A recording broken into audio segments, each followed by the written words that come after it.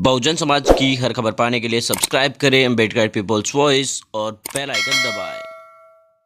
Friends, मैं उत्तराम रोडी, आप देखना शुरू कर चुके हैं अम्बेडकर पीपल्स वॉइस। सियासत एक ऐसी पायदान है जिसमें बाप बेटे के सामने खड़ा हो जाता है, माँ बेटे के सामने खड़ी हो जाती है और माँ के सामने बेटा खड़ा हो जाता है, पति पत्नी के सामने खड़ा हो जाता है, भाई भाई के सामने या बाप बेटा के सामने और बेटा बाप के सामने खड़े हो जाते हैं। यानी सियासत में सब कुछ चलता है।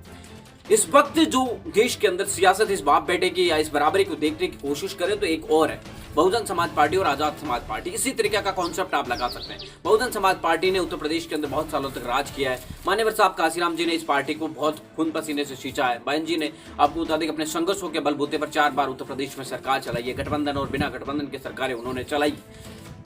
और इस समय आजाद समाज पार्टी चंद्रशेखर आजाद, जो कि सहारनपुर के एक मामले के बाद देश भर में सुर्खियों में आए थे, और उस समय उन्होंने आजाद समाज पार्टी बना ली है। बात यह है कि इस समय देश में लॉकडाउन, कोरोना काल और इन तमाम चीजों के बीच एक चीज और चल रही है जो आप लोगों को पता नहीं है, लेकिन सियासतदारों के लिए वो सब कुछ जरूरी है।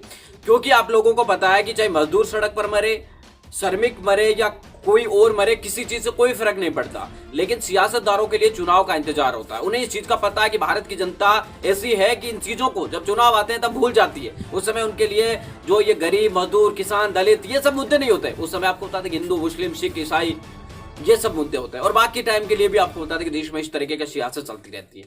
अब बात ये करते हैं कि जो मध्य प्रदेश है वहां पर 24 सीटों पर उपचुनाव होने, उपचुनाव के लिए जो 24 सीटें हैं, उन 24 सीटों पर उपचुनाव होने, तो उन 24 सीटों पर बहुजन समाज पार्टी चुनाव लड़ने की तैयारी कर रही है पूरी तरीके से। इसमें कारण यह भी है कि अगर बहुजन समाज पार्टी 8 से 10 सीटें यहां पर निकाल लेती है, इसका कारण एक और है कि अगर इन 8-10 सीटें कैसे निकालने की, क्योंकि जो 10 सीटें हैं करीब इन 24 में से, वहां पर बहुजन समाज पार्टी कभी ना कभी चुनाव जीत चुकी है। यहाँ पर अभी 2019 के चुनाव हुए थे, उनमें भी बहुजन समाज पार्टी को बहुत अच्छा खासा वोट बैंक मिला था। कई सीटों पर वो दूसरे नंबर पर भी रही थी। तो यानी कि बहुजन समाज पार्टी उस उम्मीद में कि अगर वो 8 से 10 सीटें यहाँ पे जीत लेती है तो 2 विधायक उनके पास है, अच्छा खासा उनके पास एक गणित बन जाता है, तो वो मध्य प्रदेश के अंदर सरकार के अंदर अहम भागीदारी निभा सकती है। क्योंकि मध्य प्रदेश की जो राजनीति है वो 8-10 विधायकों के इर्द गिर्द ही घूम रही है।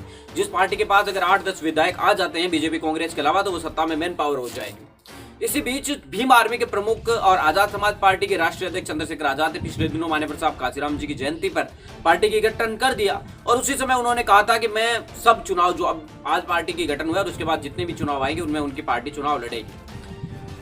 अब सवाल ये पैदा होता है कि क्या मध्य प्रदेश में होने वाले उपचुनाव के अंदर चंद्रशेखर लड़ेंगे?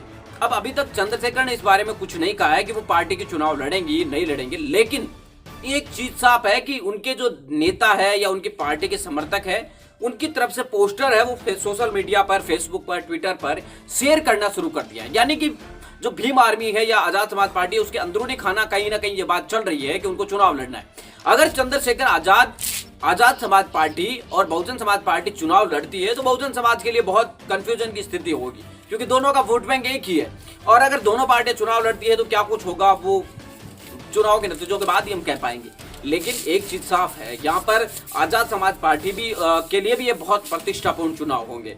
वैसे बहुजन समाज पार्टी के लिए तो खोने के लिए कुछ है नहीं, क्योंकि जो बहुजन समाज पार्टी है उन्होंने इन सीटों को वैसे भी कमाया, लेकिन उनको अच्छा खासा वोट बैंक जैसा उनको मिला है उस तरीके का वोट अगर उनको मिल जाता है उसी % के हिसाब से तो उनके लिए ठीक है। लेकिन आजाद समाज पार्टी अगर चुनाव लड़ती है और अगर 500, 400, 600, 700, 800 ऐसे वोट लेकर रह जाती है, तो फिर आजाद समाज पार्टी के जो सवालिया निशान है, यानी चंद्रशेखर की भविष्य की राजनीति है, उस पर एक क्वेश्चन मार्क लग जाएगा कि जब 700-800 वोट ही लेने थे तो ऑलरेडी पहले बहुत सारी पार्टियां बनी हुई है, आप उसमें साथ में जाकर भी चुनाव लड़ सकते थे। बहुत सारी पार्टियां बहुजन समाज के नाम से उत्तर प्रदेश में अगर हम बात करें तो आपको बता दें कि करीब 2000 के करीब पार्टियां रजिस्टर्ड है।